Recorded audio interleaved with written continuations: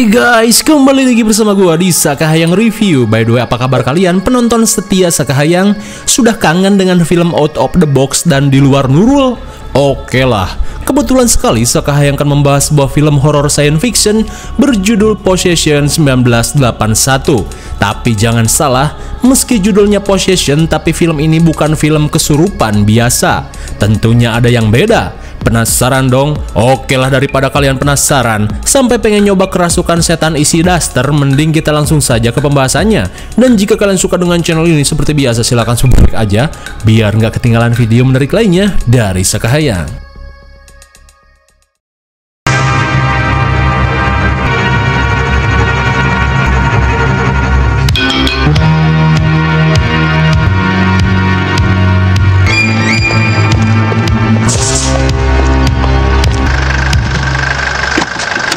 Film ini diawali dengan diperlihatkannya pasutri bernama Mark dan Anna. Kemudian, Mark pun heran dengan istrinya yang tiba-tiba menyuruhnya pulang secara mendadak.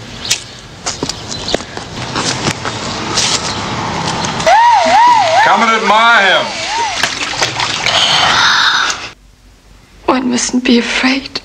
It's difficult.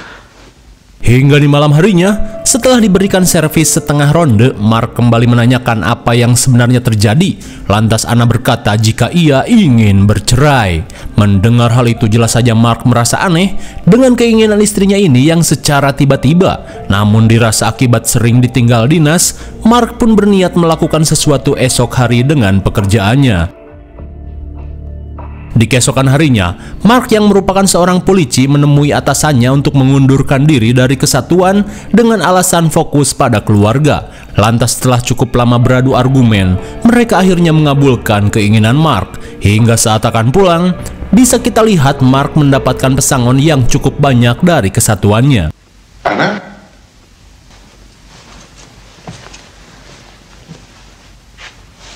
Namun setibanya di rumah, Mark pun heran dengan keadaan rumah yang sangat sepi. Di tengah kebingungan, Mark yang curiga berniat mencari sesuatu yang disimpan oleh istrinya. Sontak Mark pun kaget saat menemukan foto Taj Mahal dengan kalimat gombal yang ditulis oleh seorang pria bernama Hendrik. Kalian baca sendiri isinya apa.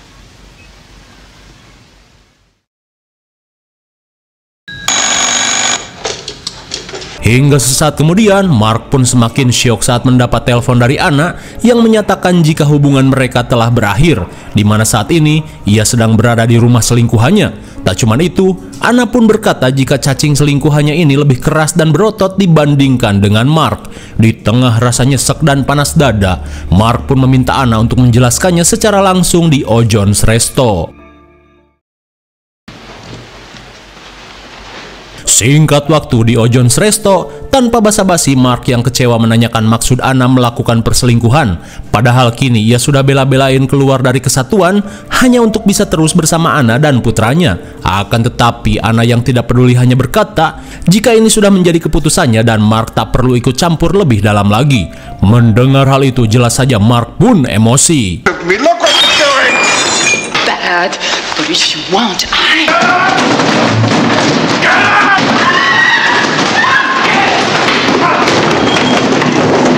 Edian sekali Mark yang tak kuat menahan emosi sampai mengacak-ngacak Ojon's Resto untuk mengejar Anna. Singkat waktu, Mark yang kini stres menghabiskan seluruh pesangonnya untuk menginap di Hotel Oye, sekalian mabok-mabokan sampai menghabiskan belasan kerat minuman cap orang utan.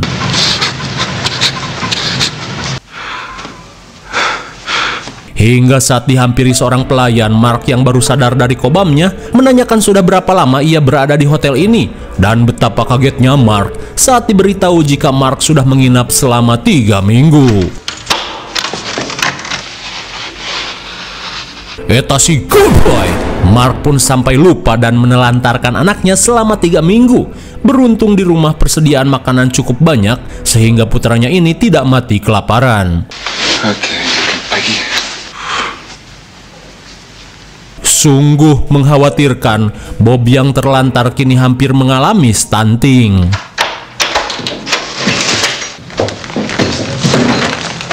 This is not always like this, Mark. Namun beberapa saat kemudian, Mark pun heran dengan istrinya yang tiba-tiba datang sambil menangis. Rupanya Anna merasa berdosa dan tidak mampu meninggalkan anak semata wayangnya.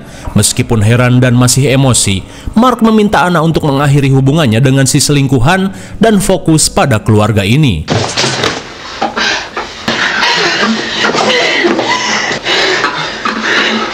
Hingga di malam harinya, Mark pun meminta Anna untuk beristirahat.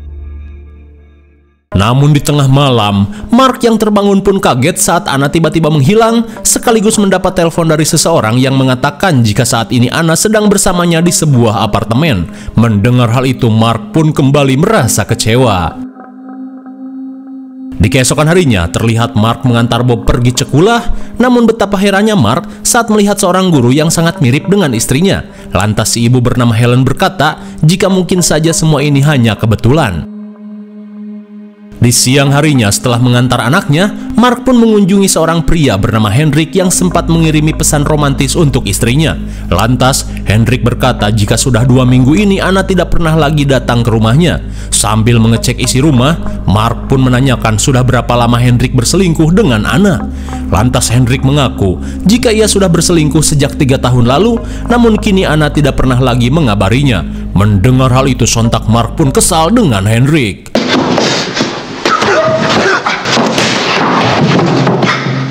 Dikira GG, ternyata Mark sangat cupu.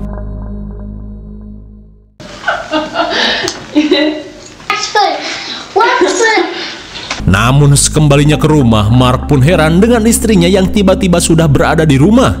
Lantas Mark kembali menginterogasinya. Bob, check. Yes, check. You said you went to France. What? You know, love isn't something you could just... Yes, a monster, a fool, an every corner.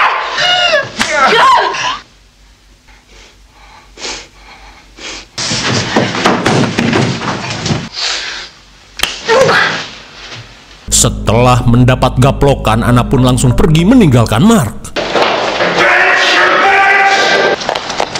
What's gonna happen to her? Don't even try.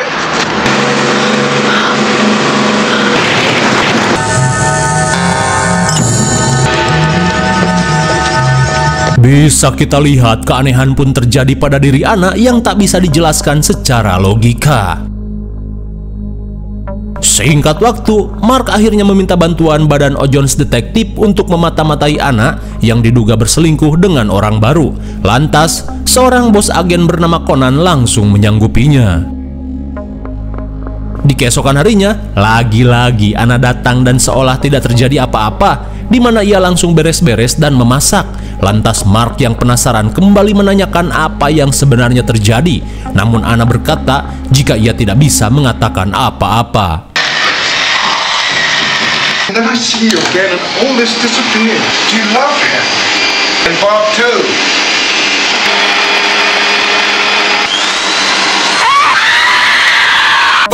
My God! Sontak Mark pun panik saat Anna tiba-tiba akan mendiskon umur. Namun untung saja Anna keburu diselamatkan dan langsung diobati. Where you want it.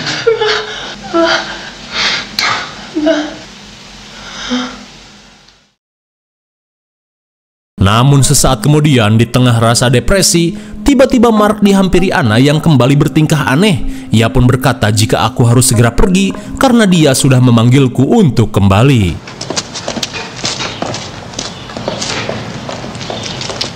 Di saat itu pula, terlihat seorang pria bersetelan dinas yang merupakan anak buahnya Conan langsung melakukan pengintaian.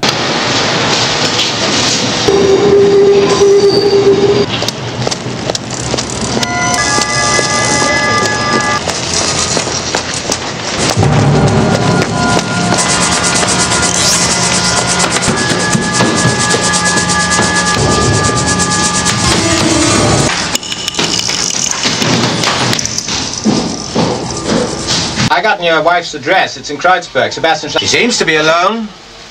Singkat cerita, setelah mengetahui tempat persembunyian Anna, agen Tutang langsung melaporkan hal itu pada Mark. Lantas, Tutang pun ditugaskan untuk melakukan penyidikan lebih lanjut.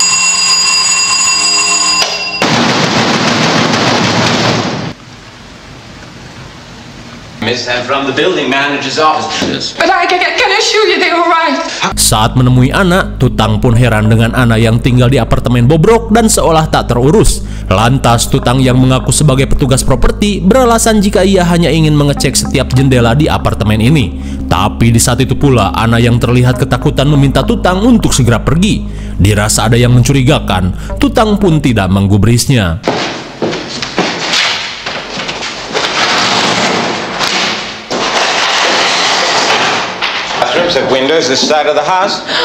Sesampainya di dapur, Ana berusaha mengalihkan perhatian dengan mengajak Tutang mabok, akan tetapi Tutang tidak tergiur.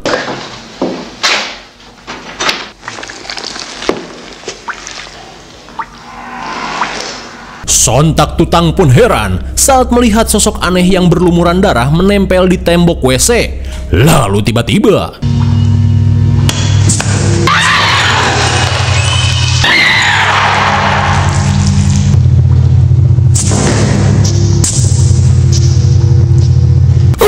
my God, malang sekali. Tutang pun harus tewas di tangan Ana yang berusaha menyembunyikan sosok tersebut. Kira-kira sosok apakah itu?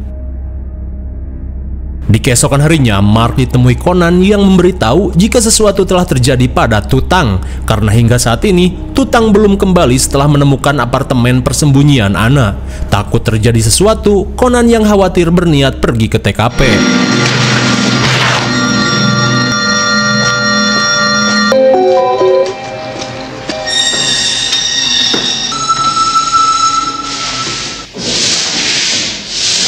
Setibanya di apartemen bobrok, Conan yang melihat Ana sedang ngepel langsung menanyakan keberadaan Tutang. Dan dengan tatapan yang aneh, Ana berkata jika saat ini Tutang sedang berada di kamar.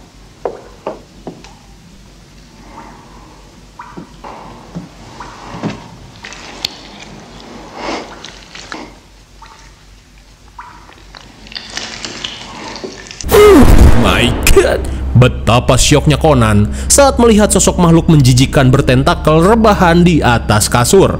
Lantas Ana berkata, jika makhluk itu sekarang sedang kelelahan setelah semalaman aku gabrutan dengan makhluk itu. Rupanya selama ini Ana seakan dikendalikan untuk memuaskan hasrat si makhluk. Lalu saat Conan mengecek keadaan Tutang, tiba-tiba sesuatu terjadi pada Ana.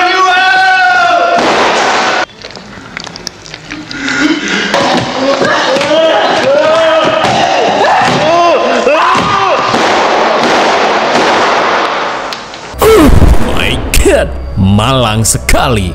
Setelah dirujak-rujak Ana, Conan pun tewas diberondong tembakan. Singkat waktu, sekembalinya ke rumah, sambil berusaha melawan pengaruh si makhluk, Ana yang sudah tidak kuat akhirnya menceritakan segalanya pada suaminya. Lantas Ana berkata jika sebenarnya ia tidak benar-benar ingin bercerai, di mana ia hanya ingin Mark dan Bob menjauhi dirinya. Setelah kini, Ana dijadikan budak oleh sosok makhluk aneh, di mana makhluk itu menginginkan bentuk evolusi sempurna dengan cara terus mengaduk dirinya sampai makhluk itu berubah menjadi manusia seutuhnya. Saat Mark keheranan, Ana pun menceritakan jika ketika pertama kali ia diaduk oleh si makhluk, ia pun berusaha berdoa di gereja. Namun seakan dikendalikan, ketika itu mulutnya tiba-tiba gagap dan tidak bisa berdoa. Lantas saat Ana akan pulang, tubuhnya yang dipenuhi benih si makhluk tiba-tiba mengalami keanehan.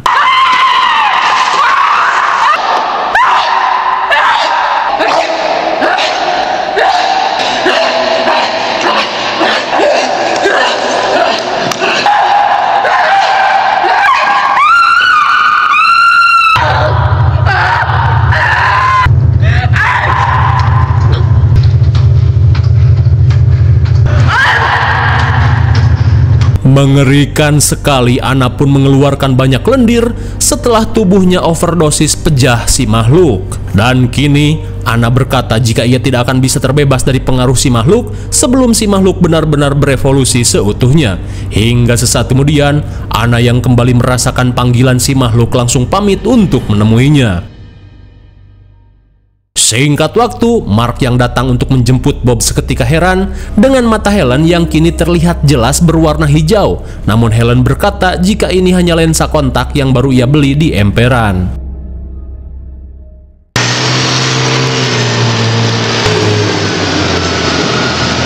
Kemudian scene beralih pada Hendrik. Ia yang mendapat telepon dari Anna terlihat semangat saat diminta datang ke apartemen barunya. Hingga sesaat kemudian, Hendrik yang kebelet mengajak Anna untuk gabrutan, apalagi kini ia membawa obat kuat agar bisa lancar 5 ronde.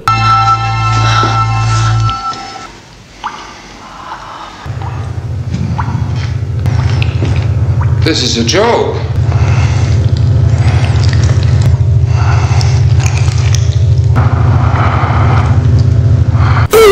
My God! Seketika cacing Hendrik langsung lemas saat melihat makhluk yang begitu menjijikan. Di tengah rasa syok, Anna yang kini dikendalikan si makhluk langsung menunjukkan sesuatu untuk menakuti Hendrik. Hendrik pun semakin lemas saat ia melihat potongan jasad tersimpan di dalam kulkas. Lantas Hendrik yang ketakutan langsung ngabret seedian-ediannya. Hingga sesaat kemudian, Anna yang melihat si makhluk di kasur langsung peka dan bersiap untuk digabrut. Kembali pada Mark, ia yang penasaran karena tak mendapat kabar dari Pak Detektif, memutuskan untuk mengecek apartemen Anna sendirian.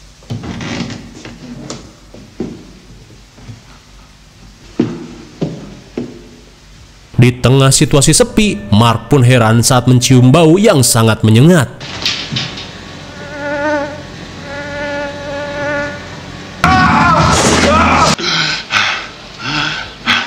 Setelah melihat kelakuan kopet yang istrinya lakukan, Mark yang tidak ingin istrinya ditangkap polisi berniat untuk memusnahkan TKP.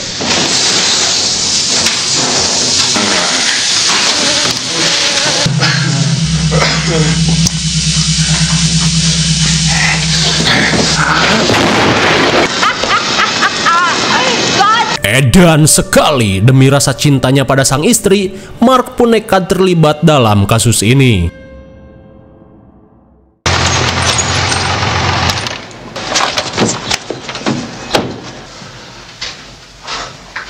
Melihat keadaan Mark, Anna pun seketika mengerti dengan apa yang telah Mark lakukan. Hingga sesaat kemudian, sambil membersihkan Mark, Anna yang merasakan pengorbanan suaminya berencana untuk memberikan jatah sebelum makhluk itu meminta jatah kepada dirinya. Dirasa ini kesempatan, Mark pun langsung gas. Singkat waktu, baru saja selesai gabrutan, Anna kembali merasakan panggilan si makhluk untuk melayaninya untuk yang terakhir kalinya. Ia pun berjanji setelah ini berakhir, kita akan kembali menjadi keluarga yang samawa. Mendengar hal itu, Mark pun mengizinkan Anna untuk pergi. Namun sebelum pergi, Anna meminta Mark untuk menyusulnya sekitar 5 jam lagi untuk berjaga-jaga jika hal tidak diinginkan terjadi.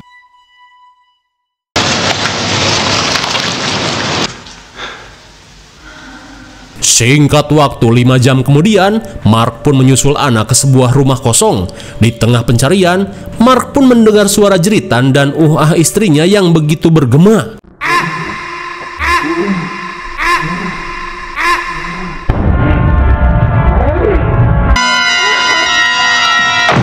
Betapa syoknya Mark saat mendapati istrinya masih digabrut sosok bertentakel yang kini mulai menyerupai manusia. Di tengah rasa syok, Anna yang sudah lemas melayani makhluk ini berkata, jika sebentar lagi tugasnya akan berakhir. Ia pun meminta Mark untuk menunggu di luar sampai semua ini selesai. Di keesokan harinya, Mark yang syok seakan tidak percaya dengan apa yang telah ia lihat semalam. Dan kini ia pun khawatir karena hingga pagi menjelang istrinya belum kunjung keluar. Hingga sejam kemudian, Mark pun panik saat rumah kosong itu akan digerebek pihak kepolisian setelah mendapat laporan dari warga. Di tengah kebingungan, Mark yang melihat taksi berniat melakukan sesuatu.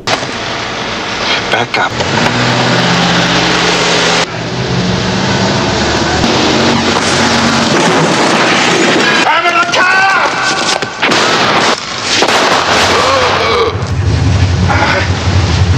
Meskipun harus tertembak, Mark yang berhasil mengalihkan perhatian langsung kabur.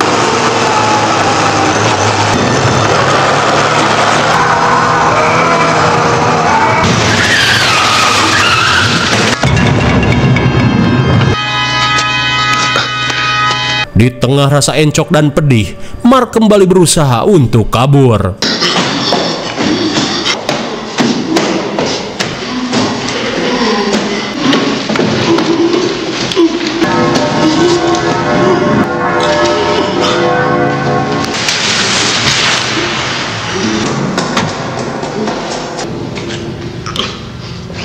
Di tengah sekaratnya, Mark pun kaget saat melihat Anna menyusulnya bersama seorang pria. Lantas Anna pun datang dan berkata, jika kini tugasnya sudah selesai dan makhluk itu kini sudah menjadi manusia. Mendengar hal itu, Mark yang merasa istrinya sudah tidak akan lagi dikendalikan berniat untuk menghabisi makhluk ini.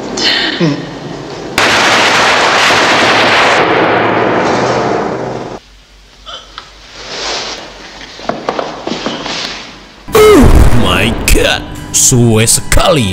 Mark pun keburu diberondong tembakan oleh pihak kepolisian, begitupun dengan Anna yang juga terkena tembakan.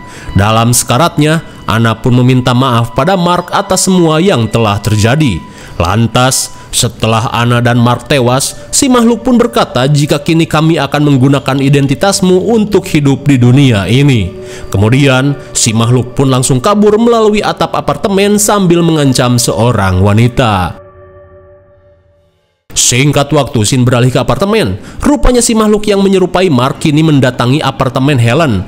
Dilihat dari matanya yang hijau, rupanya Helen juga sebenarnya adalah salah satu dari makhluk itu yang kini sudah berubah menjadi manusia sempurna terlebih dulu. Dan kini mereka pun akan menggantikan posisi Mark dan Anna di kehidupan nyata. Lalu film pun sudah berakhir. Bagaimana, cukup di luar Nurul bukan? Intinya, selama ini Anna telah dikendalikan si makhluk untuk terus melayaninya sampai si makhluk ini berevolusi menjadi manusia sempurna. Begitupun dengan Helen yang juga sebenarnya adalah ras dari makhluk tersebut yang sudah menjadi manusia terlebih dulu. Dan Mark, akibat cintanya yang begitu mendalam pada Anna, ia pun rela membantunya sampai Anna benar-benar terbebas dari ikatan si makhluk. Namun di akhir film benar-benar percuma, karena setelah Anna terbebas, mereka malah terkena berondongan dari skuad polisi. Dan kini, si makhluk yang menyerupai Anna dan Mark akan menggantikan posisi mereka di dunia ini. IMDb untuk film ini adalah 7,3 dan menurut Sekayang cocok saja dengan nilai segitu. Mungkin segini saja review dan pembahasan film The Possession 1981. Jangan lupa like, share, dan subscribe supaya kalian tidak ketinggalan jika ada video menarik lainnya dari Sekayang. Thanks for watching and see you on next video. Bye-bye.